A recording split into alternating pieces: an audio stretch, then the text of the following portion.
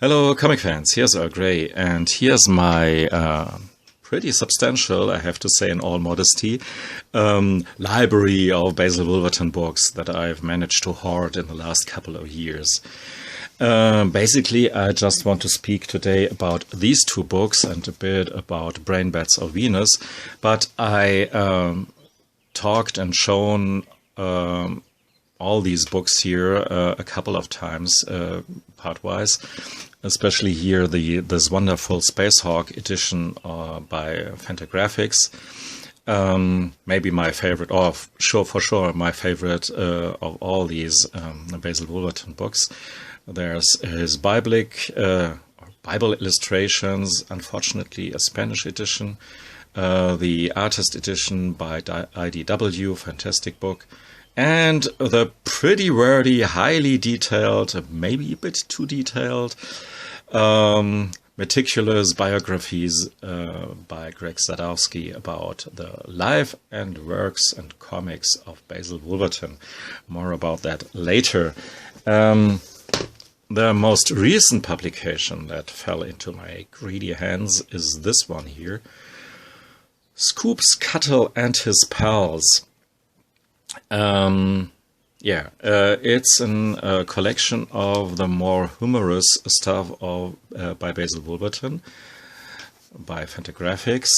This book here collects not his most, let's say, successful strip, Powerhouse Pepper, but for other inventions of Basil Wolverton, Scuttle, Mystic Mood, Bing Bang Buster, and Jumpin' Jupiter, alongside with some pretty hilarious introduction of Basil Wolverton about sound words in comics, and maybe I do a video just about this stuff here alone because it's really worth it. And these few pages here are really worth this book almost alone, I have to say. And then we have Cuddle, and one of these instances where Basil Wolverton really goes to town with his layout here, and even though Basil does strange stuff, this is, even for him, pretty original. Cuddle is a journalist, and like with almost all of the funnies by Basil Wolverton, I have to say, they haven't aged too well story-wise for me, I have to say. I'm all up for his visual storytelling, his the way he draws faces, for an example, and stuff like this. But his use of rhymes and alliterations, like here, your pilfer, puddle puss, the pickle pan, pickpocket. I mean, this is funny, and maybe you're smiling a bit when you read some panels because of that, but yeah, the real treat are the slapstick and the way he draws the stuff, and even the gags of these stories are, for the most part, not surprising and not really funny from today's point of view, but here, one of my favorites, I mean, this panel here with the greatest leader of them all, from the Nasties, and how he's fondling Göring's bald head here. This is just great here. Basil Wolverton drew this comic here before the end of World War II, and before all the atrocities of the Nazi regime were out in the open. So it was easier to make some kind of harmless, funny satire about the Third Reich. It's a bit like the movie by Charlie Chaplin, The Great Dictator, or how it was called. And Basil Wolverton saw that movie, and it clearly served as some kind of inspiration for. No wonder that he liked it, I guess. So, and here we have lots of more Cuddle stuff. maybe not the stuff that you read in one sitting here. And it's nice to read one story, then again, maybe really, yeah, toilet sitting material in the best way, of course.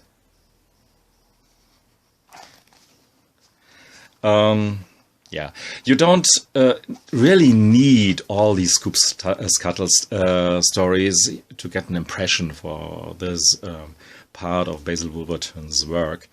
In Brain Bats or Venus, like I will show you, there is a lot of stuff collected as well, and like all the other stories are, there are some examples of all the other stories in Brain Bats or Venus as well. So I'm just saying because this book here clocks in at $30, which is a bit steep for a softcover collection here. Second story is Mystic Mood, about this guy who can do magic with his snoot, one of Basil's favorite words. Like he has a lot of synonyms for the nose and the head and other parts of your body. And yeah, like many of this humorous wordplay, it's, yeah, doesn't reach me really, and it's not the reason why I love Basil Wolverton stuff. I mean, it's this kind of stuff here that makes me really love Basil Wolverton, and you can clearly see how influential he had to be on all the underground cartoonists, especially Robert Crumb. I mean, show this picture here to anyone and he will say, this is a nice drawing by Robert Crumb. No, it was done several years ago by this Basil guy.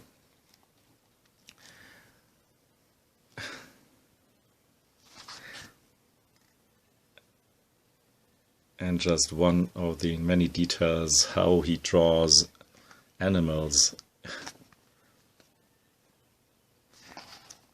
It's really nice. So, and we have Mystic's Mood, then we have Bing Bang Buster, some Western parody. Here's Bing Bang Buster and his pony Hedy. And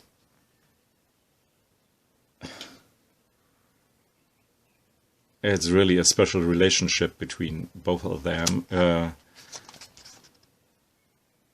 More hilarious and than, let's say, Lucky Luke and Jolly Jumper. The last couple of stories belong to a character called Jumpin' Jupiter. I mean, Basil Wolverton had a lot of similar, not to say the same characters, by different names. But yeah, in general speaking, I like Basil Wolverton the most when he goes to space with his sci-fi stories, closely followed by his horror stories. When he's in space, he can really let his imagination fly in each direction possible. You just can't complain about characters like this one here.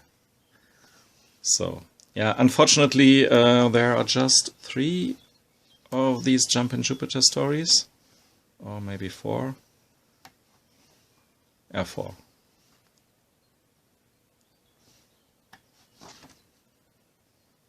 So, good stuff, clearly. Wolverton at work, yeah. It's a mystery how much this man had drawn in his life. Almost each and every comic of him exists in many variations because of the editorials had always something to complain and whine about and had to say, do this different than that. And so, yeah, he was a nice guy, obviously, or he just wanted to have his stuff published, which is very understandable. So he drew a new version of it, and a new version of that new version, and so on.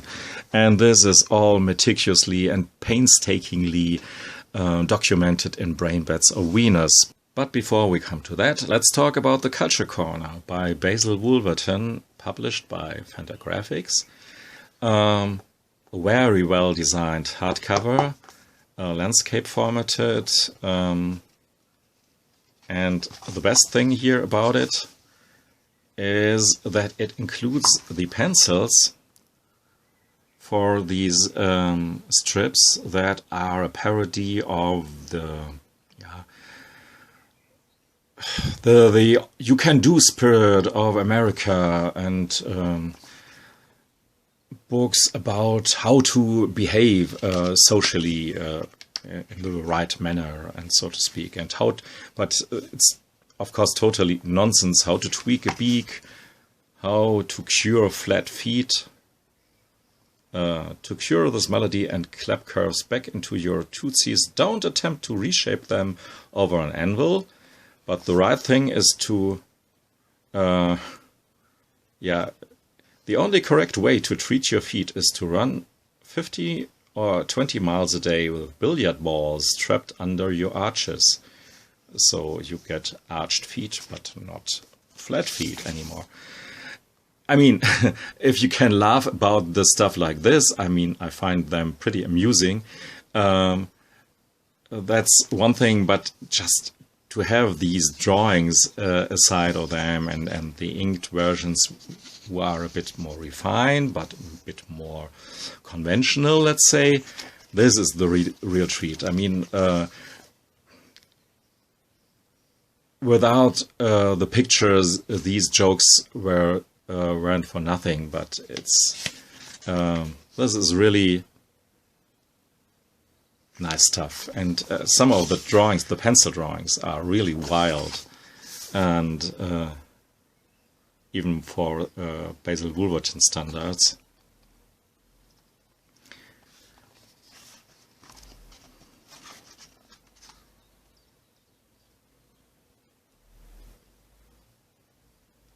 I mean, probably you're fine with just some examples of this kind of stuff here, and probably you're totally right, and you're not some greedy hoarder like me, especially when it comes to Basil Wolverton stuff. If you're fine with just some examples of the aforementioned comics, then this book here is highly recommended to you. Brain Bats of Venus, Life and Comics of Basil Wolverton, Volume 2. I've shown you already the first volume of the series by Fantagraphics and Greg Sadowski. I think since he died later, there has to be a third volume, and in that one he has to deal with his Bible phase, let's call it that way, of Basil Wolverton, when he drew the apocalypse and stuff like this. But here we have him rising to some kind of celebrity would be too much, because he's still got his rejections. He's the record holder of getting rejections by stupid editorial. And man, it's no little wonder that he still kept going on.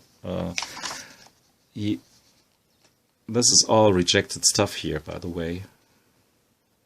And a good part of these books are filled with nicer or meaner rejection by different publishers. So Wolverton always had to change the title of his comics, had to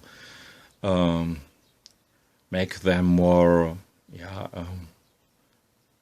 agreeable with these editors, and which means most of the time less funny, because you really want to have Basil Wolverton going beyond and far out. By the way, here's one of the Scuttle pages that I've shown you before, but we have lots of reproductions of the stuff here in full page.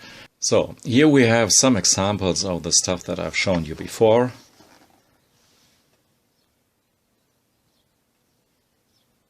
So you get a little glimpse into that side of Basil Wolverton's oeuvre, so to speak. And of course a lot of other stuff. Not the least important of it is his contribution to a contest to draw the ugliest woman in the world. And he won that contest with Lena here.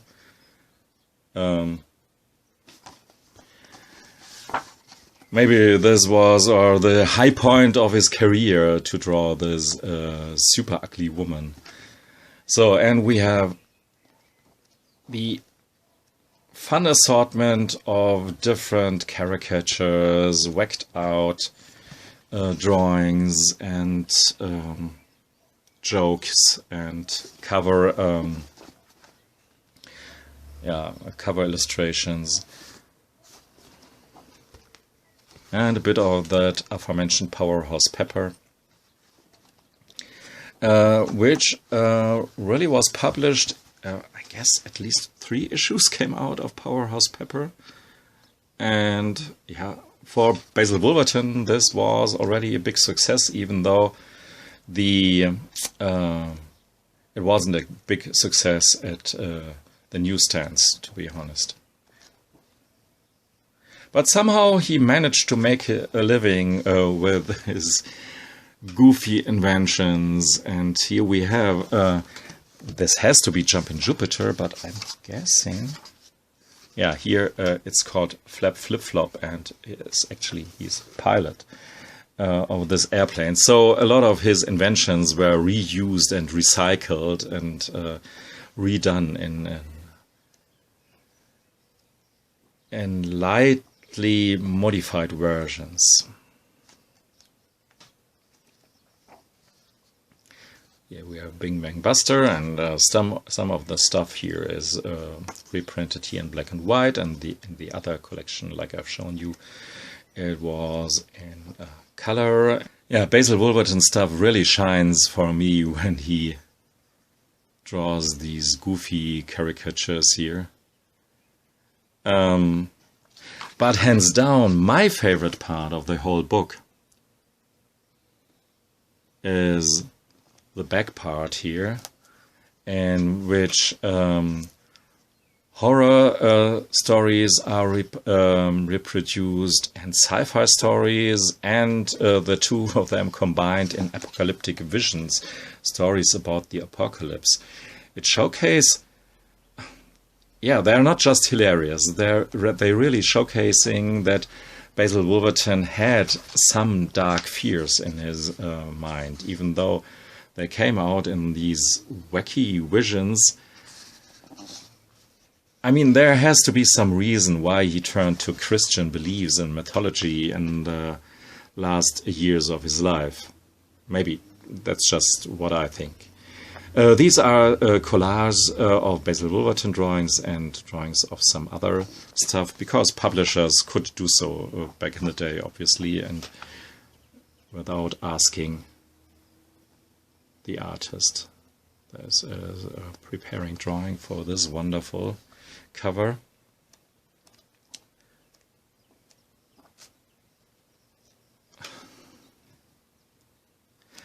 So here in the end, after some other stuff,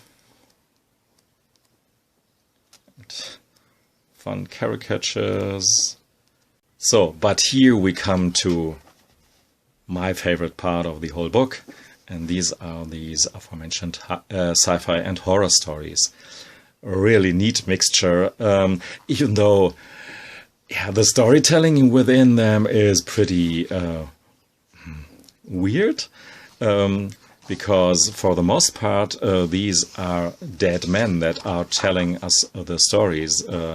The main protagonist usually is dead at the end of the story, and we don't know how he managed to tell us the story before. It's in a way like H.P. Lovecraft did this, but Lovecraft had at least this trick of leaving some message written somewhere and so on. So we can read it as the last message of this deceased human.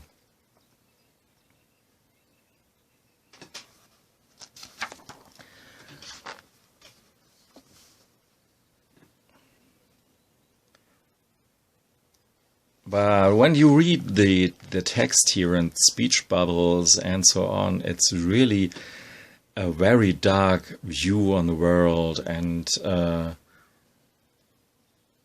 on humankind and human nature, and it's very the opposite of all the light-hearted and fooling around with Powerhouse Pepper and so on before. Of course, on a visual plane, it's still hilarious and fun and so on, and you could find many flaws in terms of the storytelling, but that's not what it's all about. It's just these B-movie comics that are taken really, really, real serious by their inventor and creator, and drawn with so much love and enthusiasm, and it's just perfect art to me. Really, in this last part, one story is better than the other.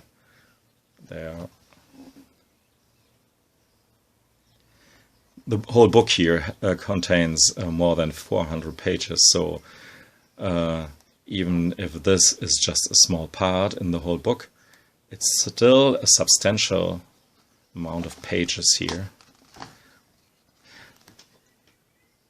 And maybe let's finish with the title story, Brain Bats of Venus. About this. No, I have to show you this. Here our spaceman, our hero, meets this giant hand with eyes. And of course it's a lady, it's a woman in it. She just has changed into this strange appearance to... I don't know why, but she did. So yeah, wacky storytelling galore, of course. And if you're into this B-movie pulp kind of thing, you're obviously in for a treat here.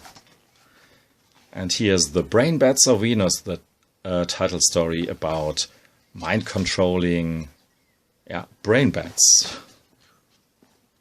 Because that's what they do, control your mind.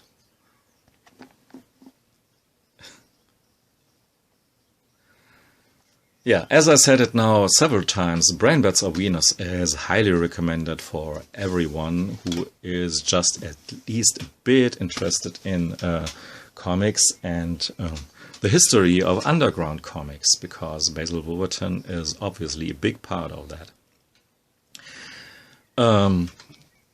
When you're a big Basil Wolverton fan, it's surely a nice treat to give you Scoop's Cuddle and his pals, or Culture Corner, both published by Fantagraphics.